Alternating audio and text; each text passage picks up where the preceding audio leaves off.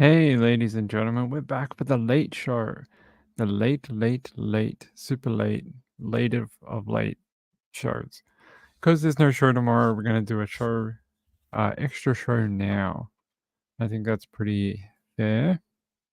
I actually completely forgot that I wasn't going to be here tomorrow until the end of the last show. All right. Actually, not true crime, but I wanted to talk about this very briefly. The authorities have identified the 5 people who died in a plane crash in West Nashville Monday night. I thought this was pretty interesting. Hey, everyone. Let's have a look at this. That's awful. Kind of reminds me of that one in Florida. You know that one in Florida a couple of weeks ago where that plane landed on the freeway and wiped out a friggin' car? Like that was awful. This one is similar to the one that happened. Was it in Washington? About 2 months ago, there was a plane that came down just past the White House or something, and it ended up having, like, a guy's wife and his kids and stuff on there. It was really bad. This is something similar. It says the Metro Nashville Police Department, here on out known as the MNPD, said the Canadian family of 5 had been identified as pilot Victor Dotsenko, his wife Rima, and their children David, Adam, and Emma. They're only like 12, 10, and 7. Wow, only little babies. It says, according to the MNPD, at around 7:40 p.m. Monday, March 4th, the tower controller at John C. Toon Airport received a message from the pilot of a single-engine plane saying they were experiencing engine and power failure and needed emergency approval to land. Officials gave approval to land on runway 2, but the pilot then radioed the plane wasn't going to make it to the airport. The plane ended up crashing behind the Costco store just off the eastbound lanes of I-40. Authorities initially reported several persons were on board, and it's believed everyone on board died. MNPD later confirmed 5 people died in the crash. Wow. On Wednesday, March 6th, News 2 obtained the 911 calls made by several witnesses who saw the plane go down. Many of the callers expressed a sense of urgency after witnessing the plane come down near the interstate and burst into flames. Other 911 calls demonstrate the confusion in the moments after the crash, with some initially believing it was a car that had crashed off the road. Yeah, you can see like what happens with 911 calls. They're not always accurate. They said as of Tuesday, Makata said all the wreckage had been packed up and taken to an aviation facility in Springfield, where investigators will conduct a wreckage examination, which will probably be done by the FAA. The FAA will probably do that. They tend to do those crash investigations. The Nashville Fire Department said crews went to the crash site immediately after several witnesses saw the plane crash and were able to extinguish the fire, potentially preserving enough evidence for investigators to learn what happened, like why did it crash. Let's watch this little video here. So today, Garth Brooks is Oh, celebrating the grand opening of his Broadway honky tonk. not Garth Brooks. We don't need any Garth Brooks. Garth Brooks didn't crash a plane. Hold on, there we go. This morning, Metro Police have identified the 5 people who died in Monday night's plane crash along the side of I-40 in West Nashville. Blake Eason joins us live from John Toon Airport with an update on the federal investigation that continues here in Middle Tennessee. Hey, good morning to you, Nikki. Yeah, that family of 5 all the way from Canada traveling here in Nashville. They were desperately trying to make it here to John Toon Airport when their single-engine aircraft began to experience power and engine failures. Unfortunately, they did not make it. And this morning, we are now learning the names of the 5 family members on board that flight. Metro Police identified them as 43-year-old Victor Donsetko. He was the pilot on that flight. His wife, Rima, and their 3 children, David, Adam, and Emma. All 5 family members died when that plane crashed on I-40. Officials are now giving us an update on the investigation, and truthfully, they're just saying there is no rush when it comes to an investigation of this magnitude.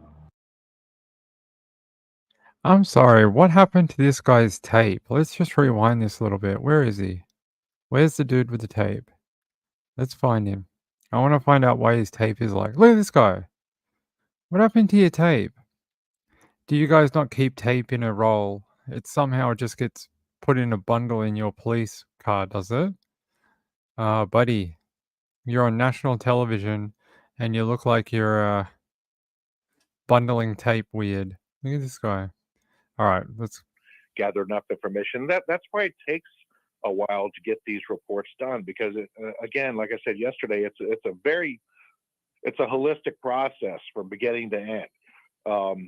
And at the end of the first week or 10 days, I will have enough information to formulate and write a preliminary report, which has the factual information that we know of presently that we can prove.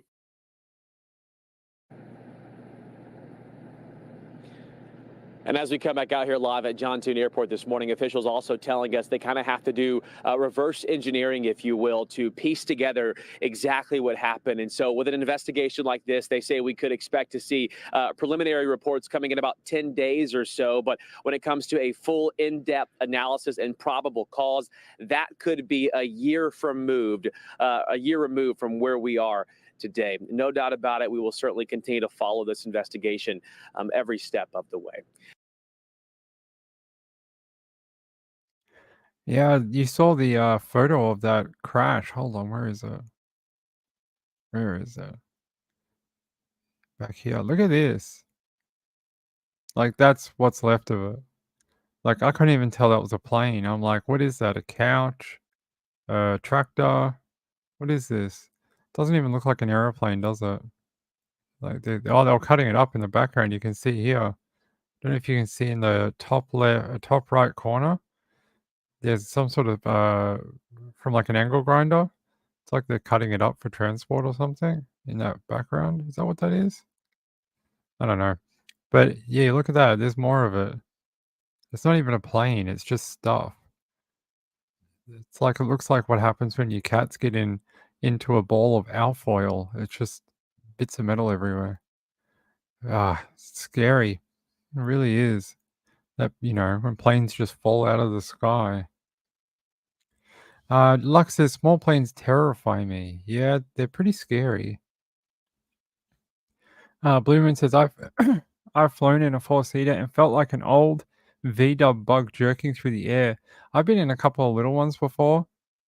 We were on a 10-seater somewhere years ago, and I was on a plane from Iowa to Chicago in March, and there was a massive snowstorm coming through, and our plane dropped 40,000 feet.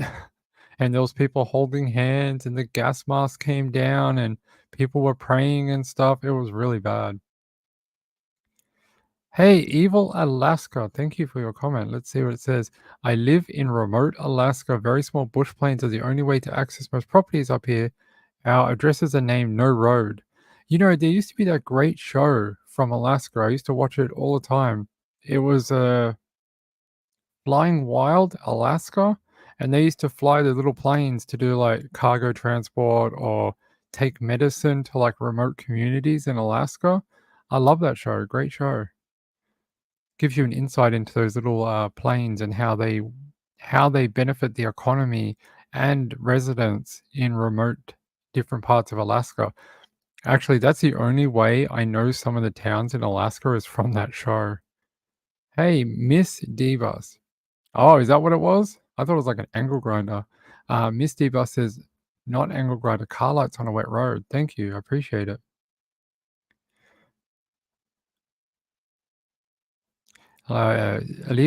Evil Alaska says, I watched one land on 2-lane highway. It flipped. It sort of stopped against the trees. It's what was that one that happened? Was it Christmas? Was it Washington? Or Seattle? Let me have a look. Plane crash. I thought it was Washington, but I could be right. I could be wrong. I can't remember. It was going from Florida or something to. I can't remember. I can't even find it. It was a while ago. Bellevue? No. 2023 Virginia plane crash. Cessna Citation V. Just having a look if this is the right one. Yes, this might be the one. I think it was this one. Was it really that long ago? Maybe. Oh, it was this one. Wow, I thought it was way later than that. Like, I thought it was only in December, but it was in June last year. It was this one. This is the one they actually scrambled fighter jets because it wasn't responding to tower control. Tower control was trying to get in touch with it, and they weren't responding. Something happened. I can't remember what it was. Where does it say? Interception and crash. The Cessna was intercepted at 3:20 p.m. Two F-16 jets from the 113th Wing at Joint Base Andrews engaged in supersonic flight over the capital. They were the first to reach the Cessna and attempted to contact the pilot. They used flares to draw the Cessna pilot's attention. Although the plane's pilot was unresponsive, the plane continued on flying past Washington, D.C. and entering the state of Virginia until crashing at approximately 3:30 p.m. Eastern Daylight Time. Tracking data from FlightAware indicated the plane flew over Washington, D.C. at an altitude of 34,000 feet. Yeah, who was the passengers in this? Okay, so it was John Rumpel's granddaughter, her nanny, as well as the pilot were on board the plane when it crashed. By June 10th, the identities of 3 of those on board were known. Jeff Hefner, Adina Azarian, and Aria Azarian. She was only aged 2 years old. 2 years old. Yeah, this was a pretty bad one as well. So I don't know if you guys remember that one, but Evil Alaska says, I'm terrified to fly. Well, I know some people are. It's a legitimate fear. Laura G says, locally we had a small plane with 2 occupants trapped on power lines for hours. The pilot was badly injured, but both survived. Jeez. Pretty brutal. Okay, let's get to some true crime. This is not crime, but I just wanted to talk about this because it was interesting. Let's get back to true crime. All right. There is a little bit of an update in the Samantha Murphy, actually. The news is moving fast and thick right now. Let me just pull up this story. It's more like background on the guy. That's sort of what they're doing. So there is some interesting tidbits of information in this, actually. They're saying that what identified him was actually a car. See, it says here, detectives have seized a car in a dramatic new development in the investigation into the alleged murder of mother of 3, Samantha Murphy, as the identity of the man accused of killing her is revealed. You know how yesterday they said it wasn't a hit and run, but then wouldn't elaborate on a vehicle or a motorbike? I wonder if cops were playing a little bit of like, you know, they were just sort of like, oh, it wasn't a hit and run. It doesn't mean he didn't kill her with a car. It just means he didn't run afterwards. Do you know what I mean? I wonder if that's what happened. I wonder if she was actually, I don't know why, but from the day she went missing, I always thought that she was hit by someone. Someone hit her with a car. I don't know why that was in my head the whole time that someone hit her and then freaked out and then moved her body, because not a lot of other scenarios made much sense, like her being just taken off the track or something. There would have been more of a scuffle. People would have been able to see signs of like, you know, a fight or something. There would be maybe blood. It just didn't make a lot of there was too many people around. Other people were jogging in the same area. It was a bit odd, but we'll see. It says Patrick Oren Stephenson spent his childhood in the footy shed supporting his father. Yeah, we know that. He was charged with murder on Thursday afternoon. On Friday, it was revealed police had swooped on a car in connection with Miss Murphy's disappearance. Detectives are reportedly investigating if Miss Murphy may have been struck by a car on the Sunday when she vanished, but police have ruled out a hit and run accident. It just means he didn't run. The tradie, who was also renowned for his local football, yeah, he played football, okay, we know that. He apparently wore a high-vis jacket into court.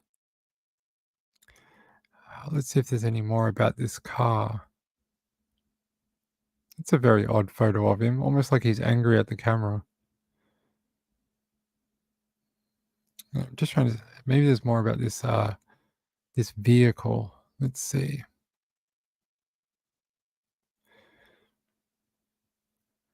Let's see. Let's go to this article. So it says, the Herald Sun can reveal detectives have seized a car as part of the investigation into Samantha Murphy's alleged murder. That's all you're going to tell us. You're just going to tell us there's a car. We'd like to bring you some breaking news. We found a car. What is in the car? We don't know. What color is the car? We're not sure. Where was the car? We're not sure. So does the car? Did the cadaver dogs hit on the car? We don't know. There's no information. It says Mr. Stephenson is accused of murdering Miss Murphy. Yep. Yeah, this is interesting. It says Mr. Stephenson appeared in court on Friday to hear whether his name could continue to be suppressed in the media. Flanked by 2 guards, he walked into the court about 11 a.m. wearing a grey long-sleeve crewneck jumper and was not wearing handcuffs. Throughout the hearing, he cast his eyes over the room full of journalists before staring straight towards the magistrate. Asked again if he could hear, he replied, "Yes, Your Honor." His defense lawyer, told the Ballarat Magistrates Court he didn't mean any disrespect or disregard to Miss Murphy or her family in seeking the gag order on her accused murderer's name. Rather, he said he sought the suppression order because there existed a harm possibility due to his young age, his position in custody, and the seriousness of the charge and wide-scale publicity. Okay. There's another photo of him, maybe with maybe it looks like a pretty close embrace there. Maybe an ex-girlfriend? Yeah, maybe an ex-girlfriend. There's the brunette again in this photo too. I'm just trying to see if there's any more. Tell us about the car. So, okay, so it looks like they're not going to tell us anything about the vehicle. But either maybe he did hit her with a car, or maybe the car was used to move her body. Because in the press conference a couple of weeks ago, they had talked about they thought the killers had moved the body from the location in Mount Clear to somewhere else. And I wonder if maybe they think that car is at least involved at a minimum at moving her body. They would be able to get a hit pretty quick on it if they could find a cadaver dog. The cadaver dog would be able to know if there was a body in there recently at some point. There's a photo of I think this is where the phone data changed. That's this location here. You can see how difficult that search terrain was during the search for her. Look at this. Like, if you get into these trees and that, you can't see 5 feet in front of you. It's really difficult. There's her daughter. That was Samantha Murphy's daughter doing the press conference almost a month ago now. That poor girl. She's never going to see her mum again, probably. It's horrible. Let's see. Yeah, so they say the Herald Sun understands detectives are exploring whether Miss Murphy was struck by a car after she left her family's Eureka Street home. Mr. Patton said the Murphy family had been put under intense scrutiny since February 4th and had no involvement whatsoever. They really like to drip feed these car facts to us, don't they? Here again, detectives probing Miss Murphy's alleged murder have also seized a car as part of their investigation. The Herald Sun understands investigators seized a vehicle on Wednesday as they carried out 3 warrants in the Ballarat area. That vehicle is expected to be forensically examined for any evidence that may be linked to the ongoing case.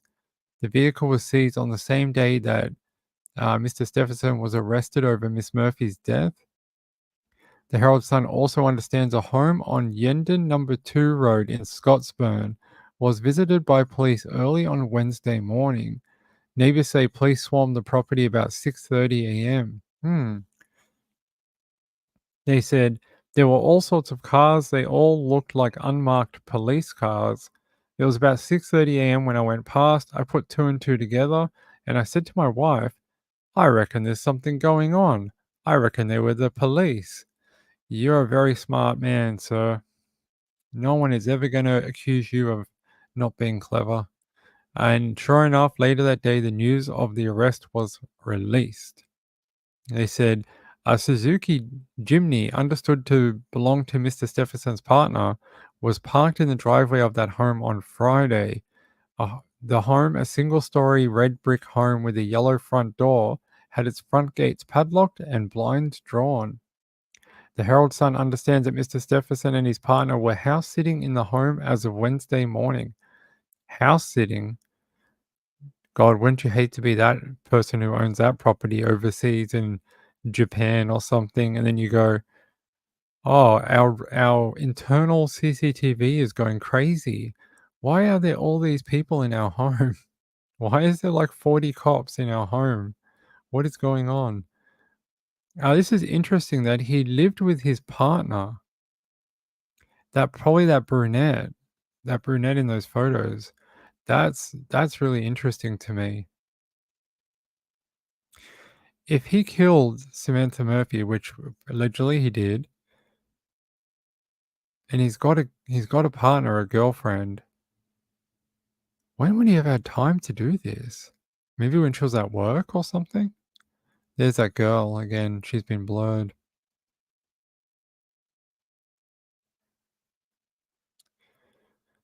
Let's see what you guys are saying. Sorry, I read a long article.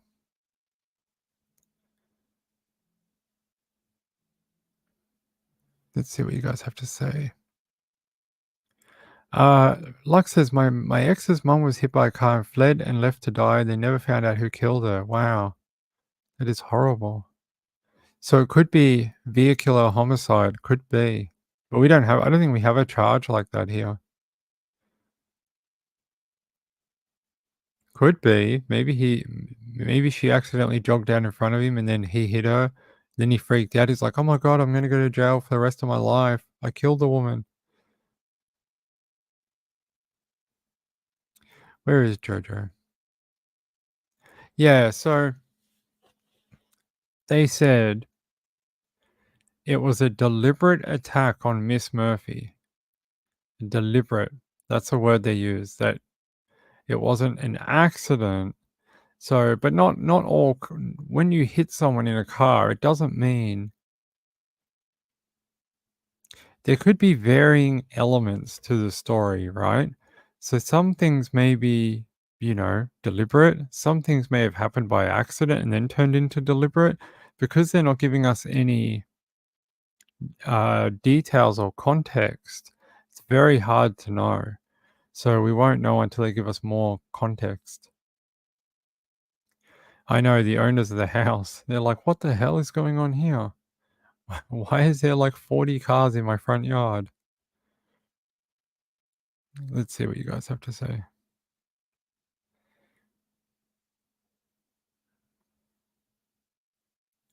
Oh, a float plane? That's very interesting. I haven't seen the movie The Grey. No. Yeah, I have a feeling it'll probably be that he put the body in a car and moved it around.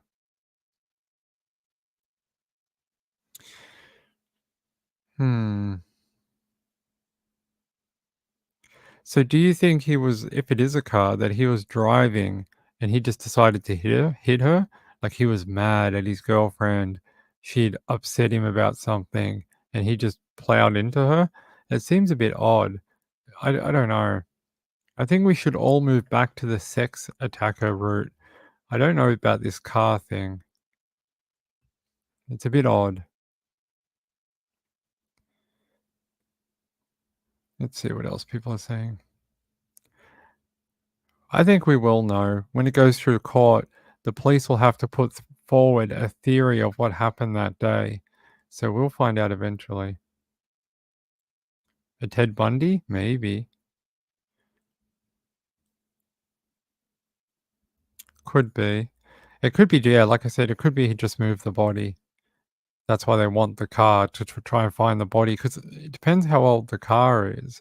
If it's a newer one, they can get the electronics from it and get the GPS data from the actual car and then backtrack it and try and find out where he's been. Maybe they'll find out where he put the body. So that's good news, Lux. It's nice that someone called and helped her.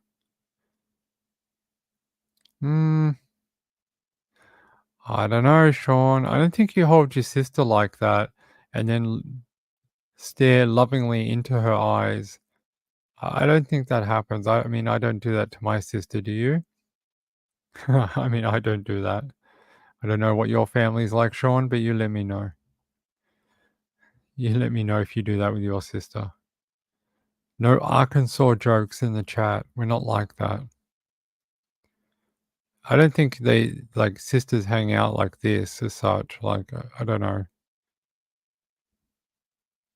It doesn't say who that girl is. I mean, it could be. Maybe it is. Let's see. Patrick Oren Stevenson. Let me see if I can find that photo, but not pixelated.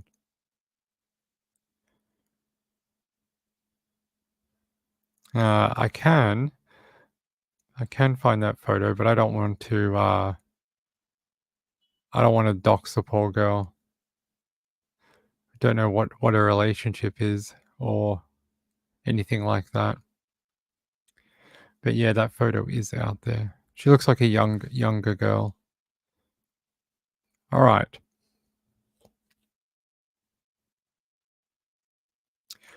All right. Jojo says, no, I don't think that at all. Okay. Okay. Hey, Tiger Lily. Good to see you. All right. Let's go back to crime. Let's get another story. Actually, where is it? Laura G sent me an update about something. Where is it? No, that's not Laura G. That's Gambler.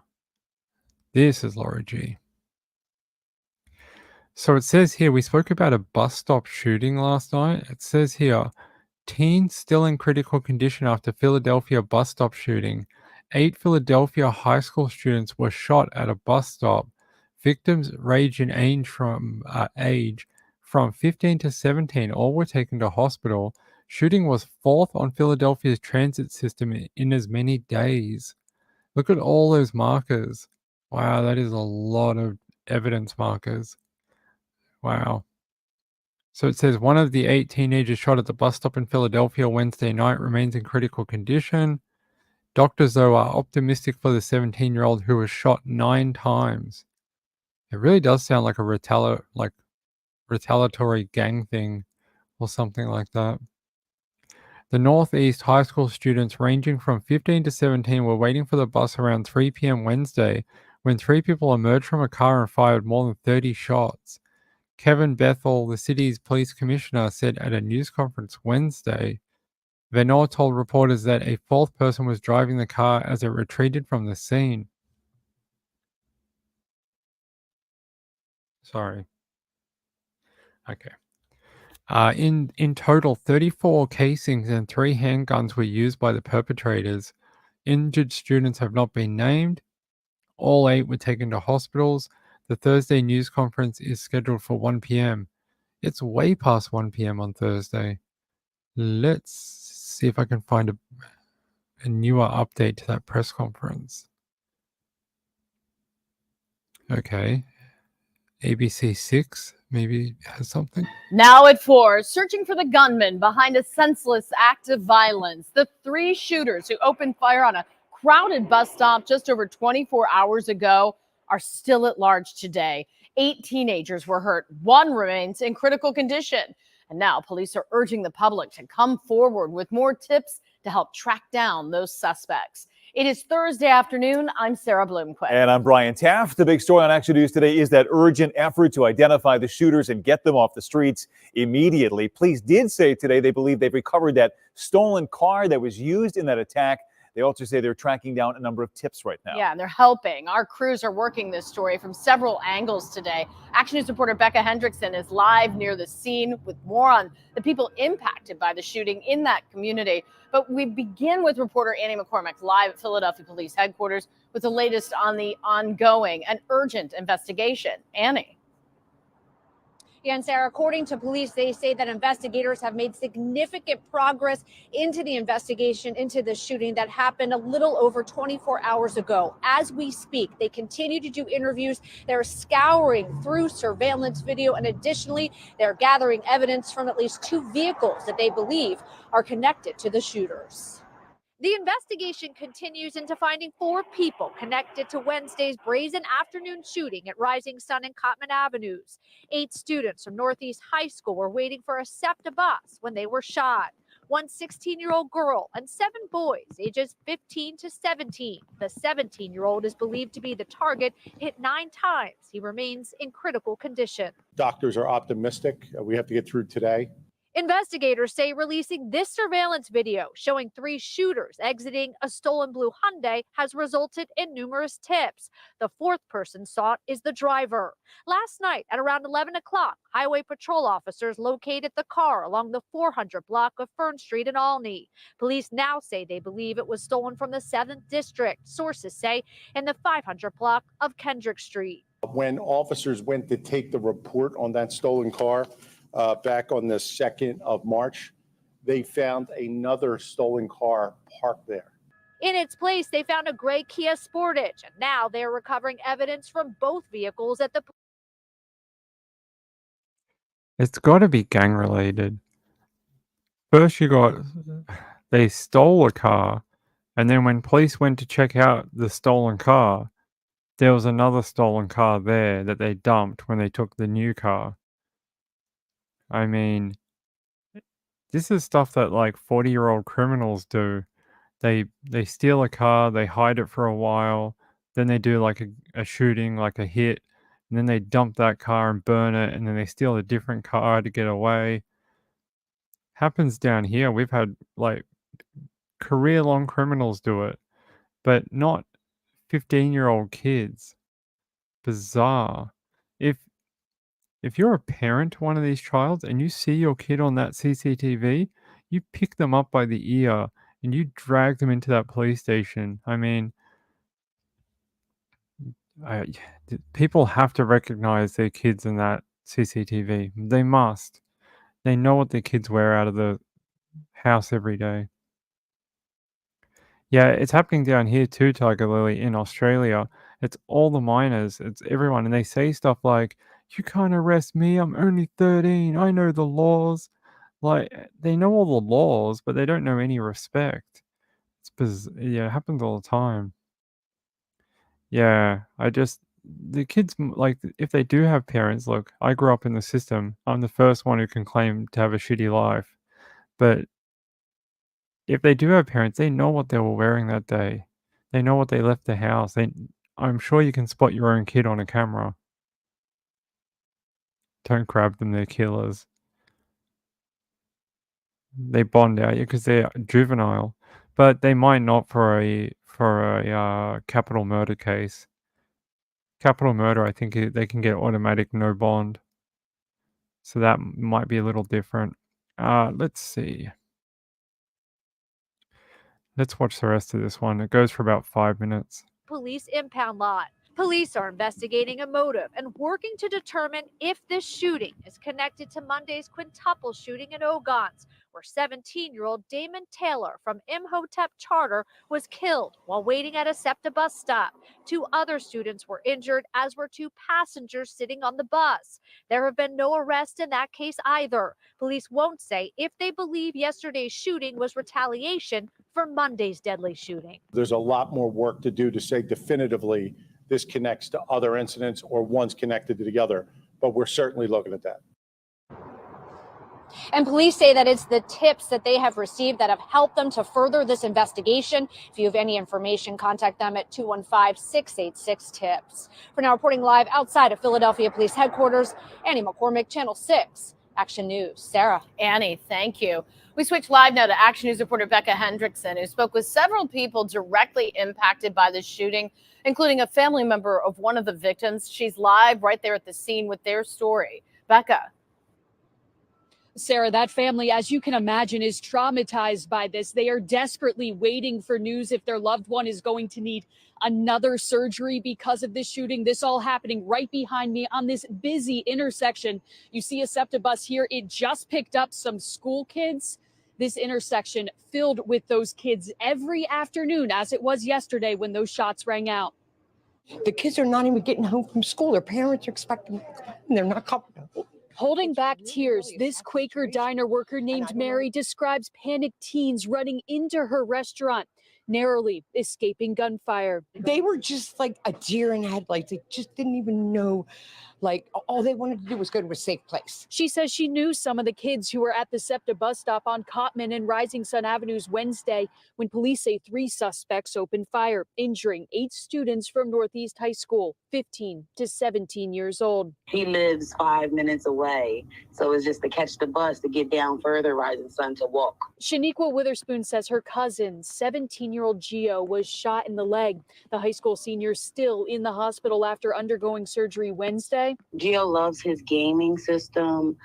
He is on YouTube. He actually gets money and things for his. What did she just say? What did his cousin just say? She said he's on YouTube. He makes money and stuff like that.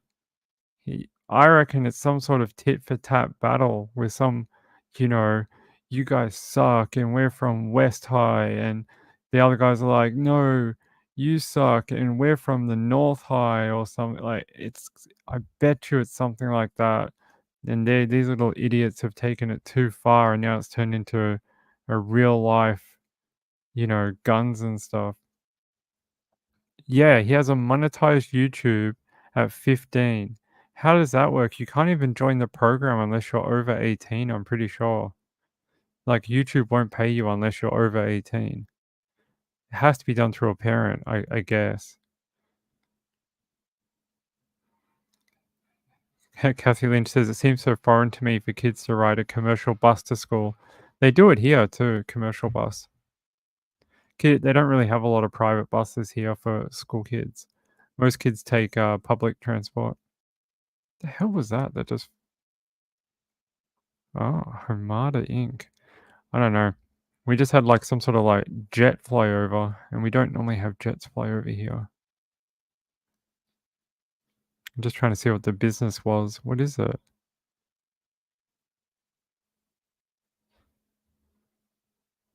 I have no idea what that was. I'm just trying to see what this is. Armada Inc. Some sort of someone's private jet, apparently. He's a criminal. They lie. Maybe he tells his parents it's YouTube and it's not.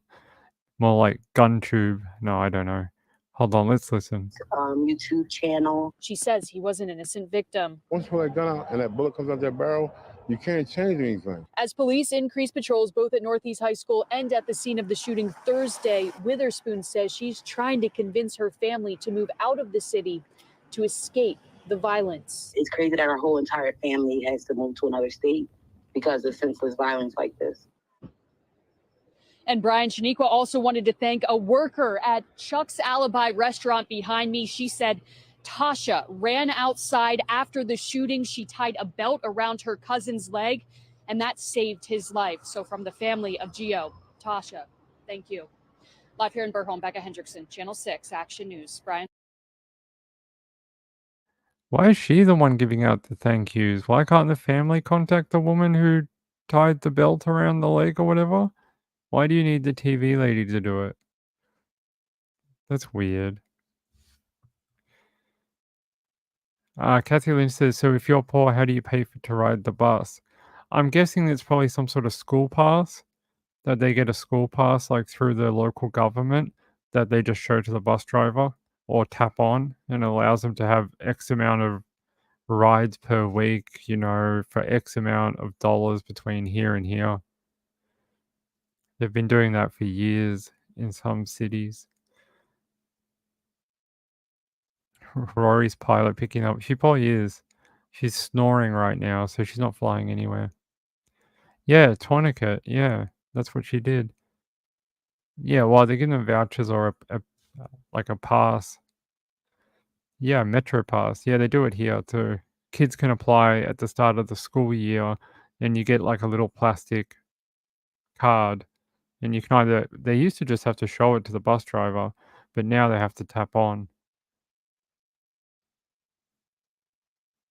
They have video games and YouTube studios. They aren't poor. Yeah, his cousin said he made money from YouTube and video games.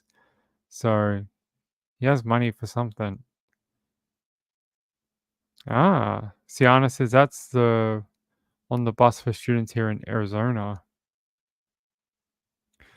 Yeah, they do that at schools in America, the reduced food fees. Jojo says, I gave a girl $5 to get one for a week. She came back with a 4-year one.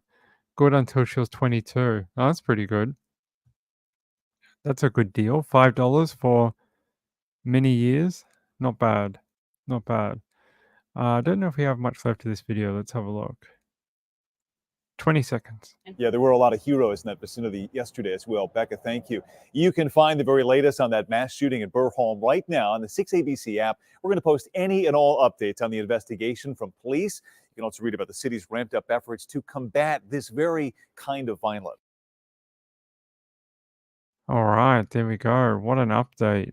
Hopefully they find the original guys. I mean, for them to dump the car and then get another car, it's pretty... Yeah, 30 minutes ago. Philadelphia mass shooting victims Action News reporter Brianna Smith live at police headquarters.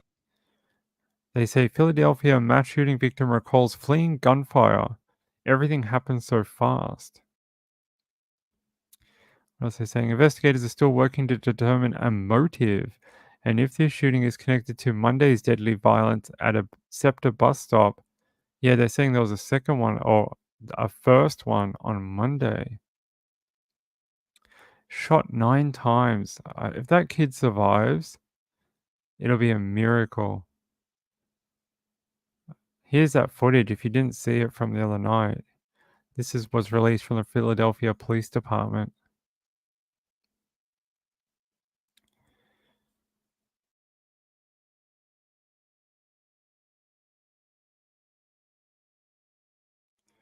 This is the car they get out of. This is the one they found dumped today. Yeah, he was also cooking coke, and that's why. So they get out, and then they're waiting for something. Then they see it, and they take off like a school of piranhas. And then they start firing, and then they run back to the car, and they boot it and get out of there. All happened in 25 seconds, not even. Probably like 15 seconds, it was over. Yet a million of them are injured. Life-changing event. Well, that car was stolen too. There's your suspect number 1. He has a black jacket. Suspect number 2, he has a black jacket. Suspect number 3 has a black jacket. It's like they're all wearing the same thing. Suspect number 4 is a blue car. And so that's what it looks like. They already found the car, so it doesn't matter. There you go. There's that video released from the Philadelphia PD. Let's have a look at something. Go back. Looks like he's wearing like those fashionable shoes, those white ones. So they have money. Can't afford those shoes otherwise. They're expensive. This guy's wearing New Balance. You can see the N here. New Balance sneakers. Suspect number 1 is also wearing a New Balance. Looks like New Balance or Nikes. It says balaclava style mask with white Nike swoosh logo on the sides. Yeah, black New Balance sneakers with white logos and soles. Is this some sort of like gang thing? Because they're all wearing like the same sneakers. Or is it a school uniform? Do schools in America make you wear branded sneakers? Is that a thing? Because they're all wearing these same type, except for this one. He's got grey ones on. Light grey sneakers with dark grey design or logo on the sides. Soles are dark grey with yellow on the bottom. like Yeezys. That's what they're like. Let's see. Oh no, where's that other one? There's the New Balance. And then his friend in this one also has the same shoes. I wonder, sometimes these clothing choices are like a gang thing. They wear like the same type of like shoes because they're like the gang colors or something. I have seen that before too. No, only private schools. Okay. Gang ritual. Yeah, it is a little weird. It's a bit weird that they got the same shoes. Yeah, like the gang colors. Yeah.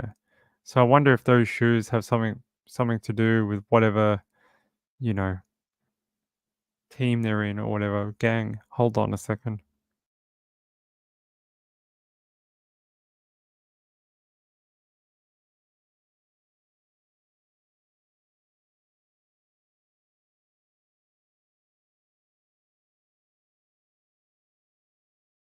All right, we're back. It's probably just so they're dressed similarly and can't be identified. Could be. Yeah, very thin, lanky, very similar. They did, and Nike stopped selling those shoes after the Heaven's Gate incident. They don't make that model anymore, the ones that they wore. And Danny says the Bloods all wear red, crystal, blue, etc. Crystal wear blue. Okay, interesting. All right. Okie dokie, people. Let's go to another story. Let's have a look at. I want to see something. Let me just check this. Nope. Okay.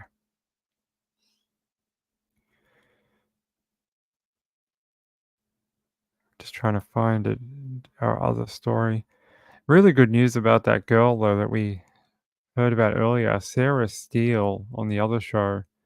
That they found her safe and well. That is really good news. Actually, there was a story we were checking out the other night. I want to see if there's anything new on it. It was that missing shop owner. Do you guys remember I was speaking about her? Her name is Raina. Let me see. Raina. 54-year-old Raina Hernandez. 11 hours ago. Let's see if there's a newer update. 4 hours ago? Let's go to Yahoo. Yahoo. All right, let's see. So it's this lady here. Her name is Raina Hernandez.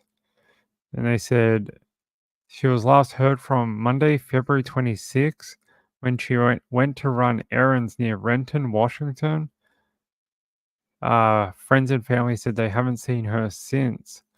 They said, we're extremely concerned for Raina's well-being at this time. The news outlet reported that Hernandez's disappearance immediately worried those who knew her because she was known as a reliable person who opened up her Renton hair salon every morning. The business has been closed down for more than a week following her disappearance. So, when we spoke about this the other day, police had actually tracked her to a home she knows in another suburb, and the occupants she knows. And they're saying that's the last place she was tracked to be at. And I was like, maybe it's an ex-husband or something like that. It's not somewhere she lives though, which is interesting. She lives in a different home. Let me see if I can find that update. Where is it? Nope.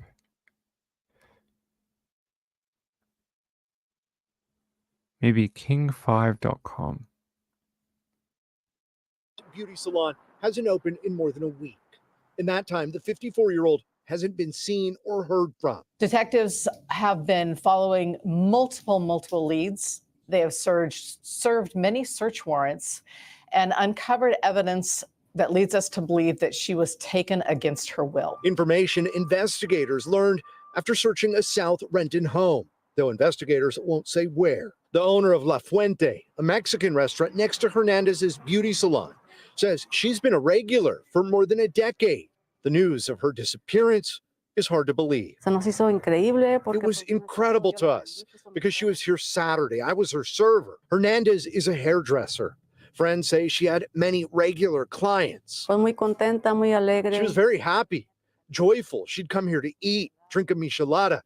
She'd talk with everybody here like she was part of the family. I was shocked. I had no idea, and I was really hoping that it may have just been something that wasn't so awful. I mean, I don't know what would have happened at all. I hope she's okay. I don't know where she is. Hernandez's vehicle is missing too.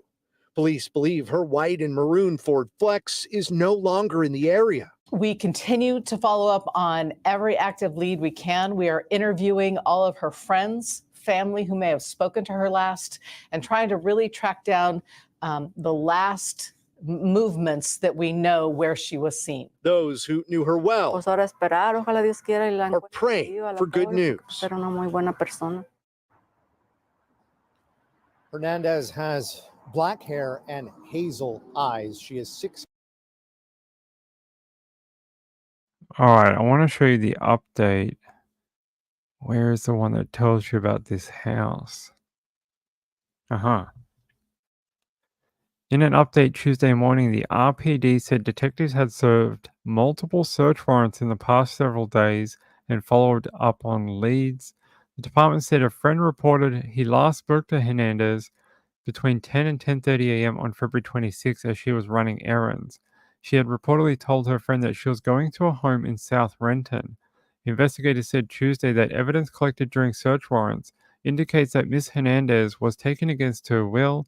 Investigators do not believe Hernandez's car is currently in the area. RPD said detectives were in contact with her family and friends, who said they still have not heard from her, which is highly unusual. Where's the bit about who owns that house?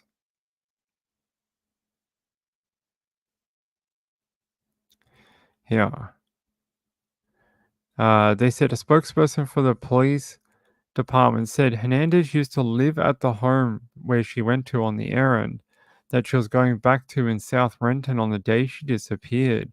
Police will not say at this time what street this home is on, what specific evidence they have found.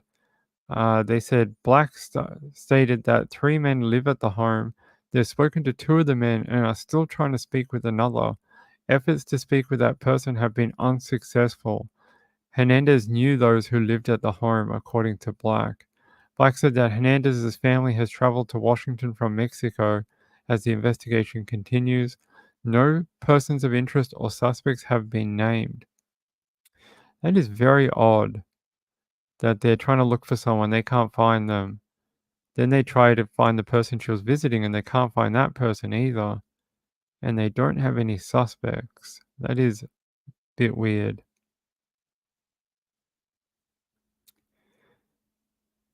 Just trying to see if there's any updates on Twitter.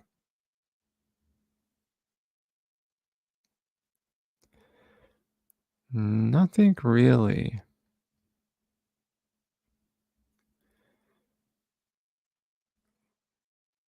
I don't see any updates, like, except for the Renton Police Department. Okay, here, I'll show you something that I found from Renton that they uploaded. No, not that.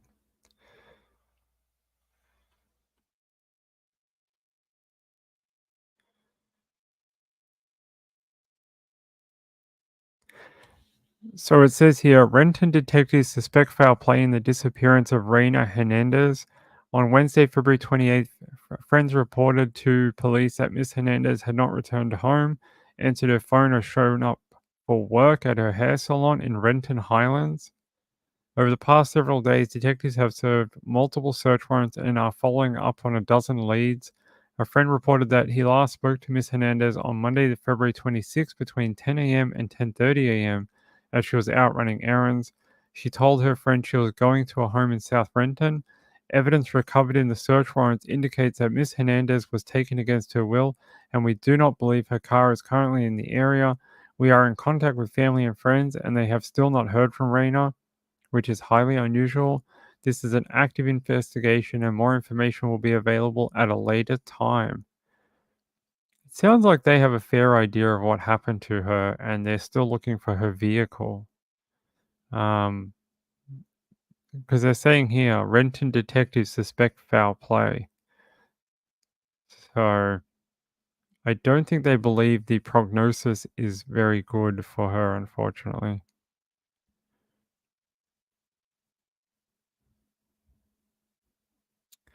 Sean, I can show you this one if you want. Hold on. If I get any more about Raina, I'll let you know. It's a shame that we haven't had a better update.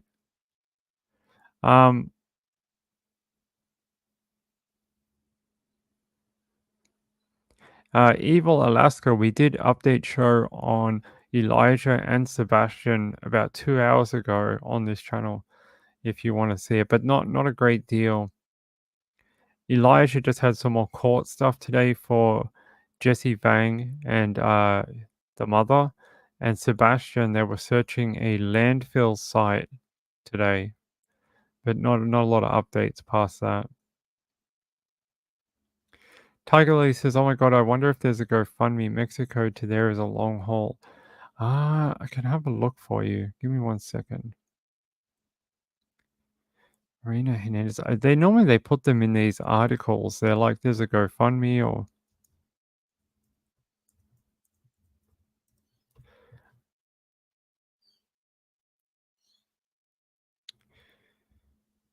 It's interesting.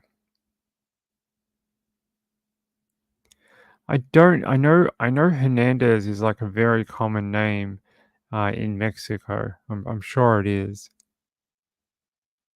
Like it's a common last name. So the only one that comes up is this one, but I don't think this is hers. It says it started by Reina Hernandez, but I'm sure there's probably like a lot of people with that same last name, and maybe even the same first name, Reina. So I don't believe this is hers, but no, I can't find a GoFundMe, unfortunately. But I can show you this story from Sean. It says an urgent search for a young boy missing for over a week in New South Wales. The boy is believed to be with his dad. Yeah, I think this is a custody dispute, from what I understand. It says an urgent search is underway for a 9-year-old boy who went missing over a week ago in the Lake Illawarra region, south of Sydney. Mason Simpson was last seen on Corkwood Street he was last seen on Corkwood Street, Albion Park Rail on Thursday, February 29th. Police were notified on Tuesday of his disappearance when Mason didn't turn up for school for a number of days. He's believed to be with his father, Leon. It is believed they might be in the Goulburn area and may be driving in a black Ford SUV with New South Wales registration CAF1CB. Family and police hold concerns for his welfare due to his young age. Mason is of Caucasian appearance, about 140 to 145 centimeters tall, of medium build with shoulder-length brown hair and brown eyes. Anyone who may have seen Mason or the vehicle is urged to call Lake Illawarra Police Station or Crime Stoppers on 1-800-333-000.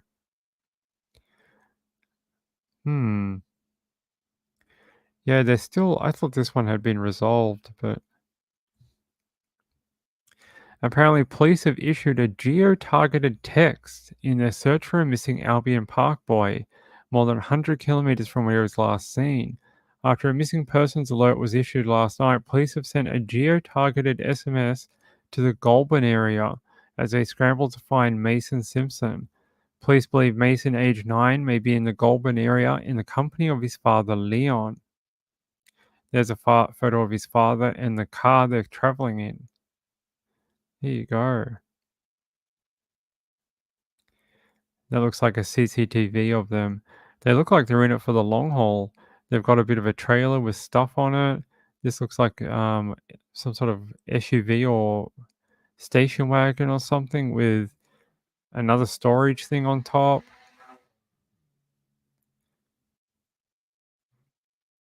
Here's another photo of Mason.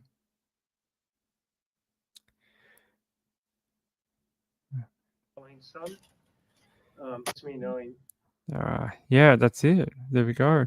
Hopefully they can find him. If anyone has seen this car, call it in 1-800-333-000. Or if you've seen this guy around the Goulburn area, call it in.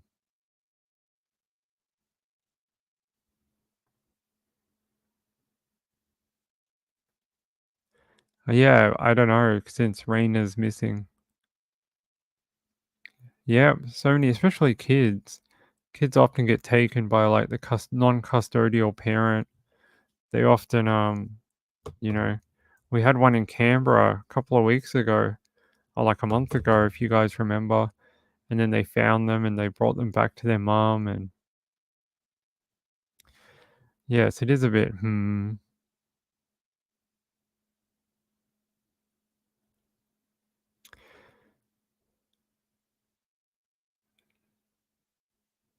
Okay. All right. What have we got left to do? I think that's about it. I don't have too much more for you tonight. So when we come back, it'll be Saturday night in the US. Saturday night.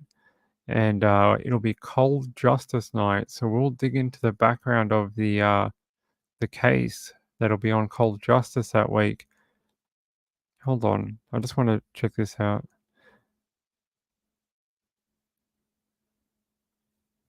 It says Evans Head car boot horror. Dramatic twist as man is arrested after woman's body found in the back of a vehicle. Woman had suffered stab wounds. A man has been arrested. It says a man has been arrested after detectives found the body of a 60-year-old woman stuffed into the boot of a car when police were called to conduct a welfare check. Officers discovered the body inside the vehicle parked on Park Street in Evans Head on the New South Wales North Coast on Friday around 8:10 a.m. Police were called to an apartment after concerns were raised about the welfare of one of the residents. Officers then found the body of the woman, who is believed to be aged in her 60s, inside the boot of the vehicle. There you go. There's a police forensic tent. Some coppers. It says a 39-year-old man who was understood to be the woman's son was arrested and taken to Ballina Police Station. He is currently helping detectives with their inquiries. Police also said the woman had sustained several stab wounds. Officers said the woman was killed inside the unit before her body was later moved and dumped inside the boot of the car. Earlier, detectives taped off a white Volkswagen Golf hatchback, with forensic officers conducting investigations in the area. Officers have set up a crime scene and an investigation into the incident has begun. That is interesting. Another forensic van. A visitor staying at the holiday park located behind the woman's property said he saw the hatchback pull into the home yesterday evening. Another visitor said they saw a man in handcuffs being led into a police car just before 8 a.m.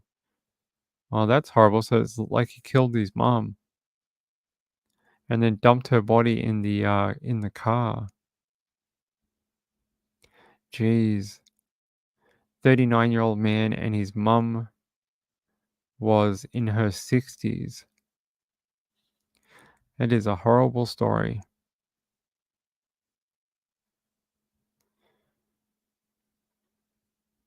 Yep, Cold Justice should be a good episode this week. I will keep an eye on that story that we just read, though.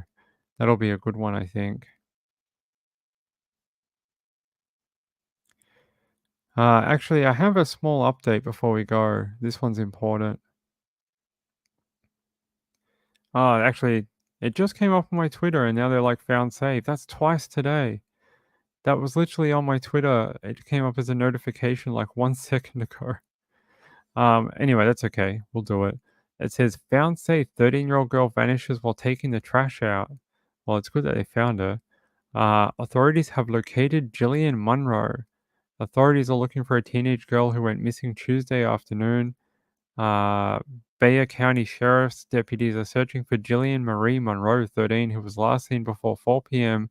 when she was taking a fish tank out to the dumpsters at her apartment complex on Wild Pine Road near 1604 on the far side of West Side. Her father found the fish tank near the dumpsters, but Jillian was nowhere to be found. The family said they were in the process of moving. So she just didn't want to move. She didn't want to go wherever her parents were going, and she decided to run away for a little bit in protest of moving out of the area. I'm guessing that's what happened. You're just taking the trash out. All right, guys and girls and ladies and people who identify as octopus. We'll be back Saturday night, okay? No show tomorrow night. I'm sorry about that. And I would like to thank Sean. Sean, thank you for your donation tonight during the show. I appreciate it. It is very appreciative of supporting the show. And I will thank the other ladies from tonight. Heather, Ginger, and Vicky. Thank you very much for supporting the channel. It is people like you who allows us to have these kind of late shows for an extra hour and the other shows at 9 p.m. each night. So it is much appreciated. Hold on. Okay, that's fine. Okay. Until Saturday, it's weird not to see each other for 2 days, but that's okay. I'll see you on Saturday night. Have a great Friday. Have a great Friday night.